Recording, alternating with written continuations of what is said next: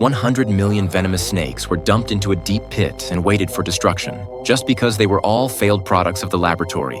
Facing this cruel fate, dozens of staff members took muskets and fired at the struggling snakes in the deep pit. Under the scorching heat of thousands of degrees, the air was filled with a pungent smell of burning. These fresh lives disappeared. In the building of the laboratory headquarters, a snake king who was being experimented on was being severely tortured. But when the boss of the biological company learned that the experiment had failed, he decisively ordered to delete all experimental data and eliminate all venomous snakes. When a large amount of venom was injected into the snake, the instinct for survival instantly ignited its anger. The next second, it screamed like crazy and then began to struggle violently and hit the tempered glass. At the call of the Snake King, other venomous snakes in the laboratory also began to become manic. The scene scared the boss. He was worried that the snakes would seek revenge on him, so he ordered the second method of killing snakes. In an instant, a flame with a temperature of 10,000 degrees was sprayed from the bottom of the laboratory. People through the glass cover could feel the burning heat, but when the flame gradually disappeared, the big snake was unharmed.